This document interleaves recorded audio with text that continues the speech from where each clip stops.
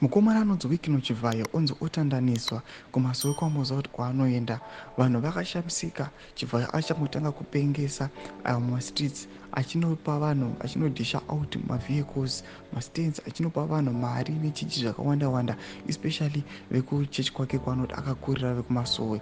Pane chitiko chinoitika chinoonekwa kuti aiwa akukonzeresa split kune religion yamuziva kuti aiwa vanhu vechitendero ichi ndo vanhu vanodikanwa nemutungamiri wenyika. Vanoziva kuti aiwa kana yava nguva yemaelections anoziva kuti ndo vanhu vanobeka up vaanotemba navo. Vatondo Chivhayo okudzirisa kuparadzana this church. Nsambi namashoko mudanyogwa pana kuti subscribe or like turn on the bell icon. Timina pahinde yemajerejereso anoposta this picture ramuri kuona Chivhayo nevakomana kuMasowe amati ndo maprofita acho ere. Anonyora achiti a prophet of the John Masowe Apostolic Church, which Chivhayo is a member of, says Chivhayo is divided the church.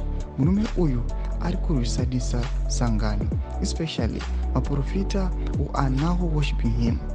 He claims prophets also queue up to him to tell him chiprofita chenhema. Ndo maswaro kudatagwa panapa nevakomana vana majerajereso vachiti aiwa mukomana uyu anonzi Chivhayo is causing masplits aiwa mukereke rinozikanwa kuti aiwa ikereke rinozikanwa kuti rine runyararo nekubatana kunyange mutungamiri wenyika nemaleaders vanotomboendako vachinosangana aiwa nemacongregates eko. But kono Chivhayo ari kunzi akukonzeresa masplits achiti aiwa vanhu vaiva muprofiti vachimuprofita nhema as a matter of fact kuti vawane mafavors from him.